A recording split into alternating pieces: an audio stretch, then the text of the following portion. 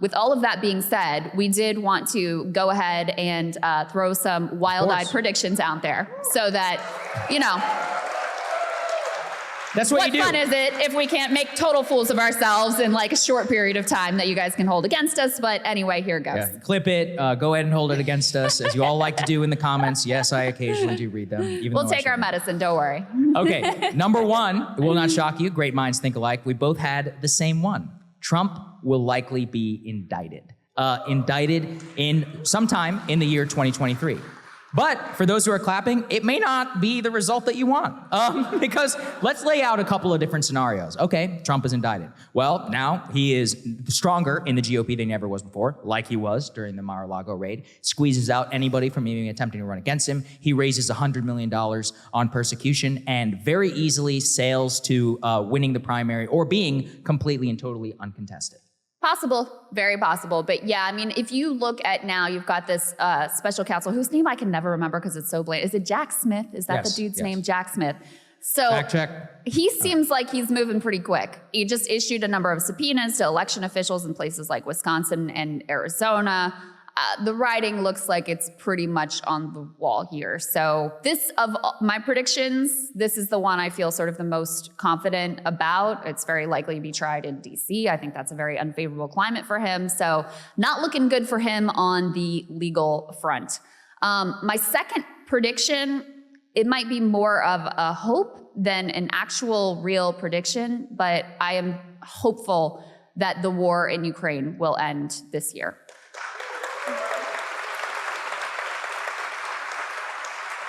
And, what I base my educated hope on, I guess I would say, is the fact that you have had a clear shift in the Biden administration's position. I still have all kinds of critiques of theirs, but at the beginning of this war, they were saying openly regime change effectively. Now they've said they're open to some sort of talks and pushing for, there are some in the administration at least, openly pushing for diplomacy. That's good. You have Russia saying the same thing. I mean, listen, you can't take any of these people at their word, but at least there is some verbal indication that they might be open to negotiations. And at the same time, in both the US and Russia, you have public opinion starting to turn. In Russia, public opinion has turned, whereas there was initially strong majority support for the quote unquote special military operation. That has now flipped completely on its head, and you have a public that is now done with this thing entirely. Yes, Putin is an autocrat, but he still is subject to political domestic pressure. So that's there. Here you also have a softening in support for endless blank checks.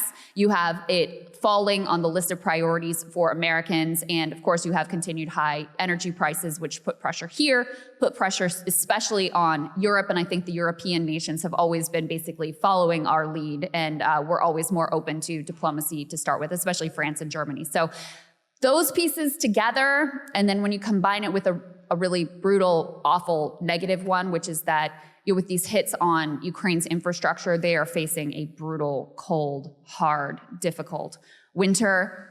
I am just praying that we can come to some sort of a resolution to this horrific tragedy in the coming year. That's what I'm hoping for. I share that hope too. I have a much more lighthearted second prediction. I'll save my hopium for third. My second one is for the Trump fans. Trump wins Iowa. I think he's going to win the Iowa caucuses based on exactly what I said. I think the FBI, I think he is going to be indicted, and I think that's going to help him in the GOP. There might be some DeSantis stands who are out there in the audience. We see them every once in a while. And look, I get it. I get what you're going for. The issue is that with Trump, the X factor, yes, he certainly was boring in his announcement speech, but when he wants to turn it on, he's the single most popular figure in the Republican Party since Ronald Reagan. Like, it's almost a religion. There are people out there, almost half the Republican Party identifies more as Trump Republicans than as actual Republicans. Can you actually beat that in a head-to-head? Also remember, it's not just gonna be one guy. Mike Pence says he wants to run for president. Good luck. John Bolton says he wants to run for Mike president. Pompeo, Nikki Haley. We've got a whole cast of war criminals ready to step up. We'll spare everyone the list of mediocrities. I tried yesterday to make Kyle choose between if you could only have Trump or John Bolton, which would he would not play along. I did not get an answer out of him. It's a tough choice, I gotta say. My third and final prediction is that neither the Fed nor the strike-breaking Joe Biden will be able to crush the growing grassroots labor movement this year.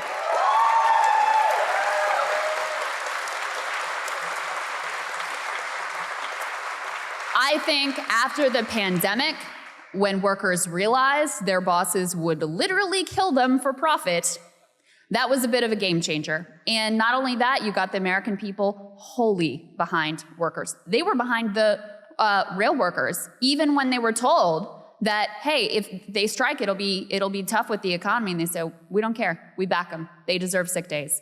So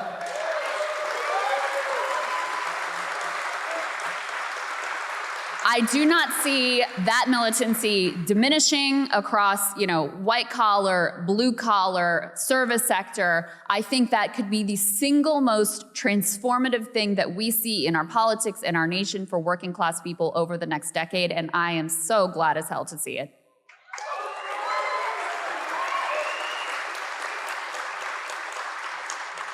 My final hopium, the economy gets better. The stock market rallies. Yay. Some of us recently lost thousands of dollars on a failed crypto exchange.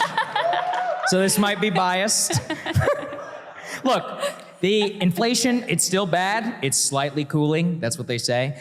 Europe, it seems to be going down. Gas is like back to $3.60. Not great, but it was $3.30 before Russia invaded Ukraine. The Fed, we talked about how painful it has been over the last year. Well, they say that it'll still raise, but not as much. Look, we have no choice but to hope. And I think that's my, from the year 2022, it was shitty in a lot of ways, but it was also amazing. I mean, it was a wild ride. It was insane. And like for all of the pain and so much, the coming out of the pandemic and the fucking culture wars over the masks and all that, and dropping it for the new ones and then getting through it, I just see no choice but to look at our history and say, like, America it's obviously can come back and come out better for this. So look, there's a lot of bad signs. We talk about it a lot. I think newscasters, even us can sometimes be guilty of like cherry picking and looking at the bad. But, in the up times, in the boom times, or maybe even just in the moderate times and return to normal, it can be a fun story. So that's my hope for 2023. The economy gets better.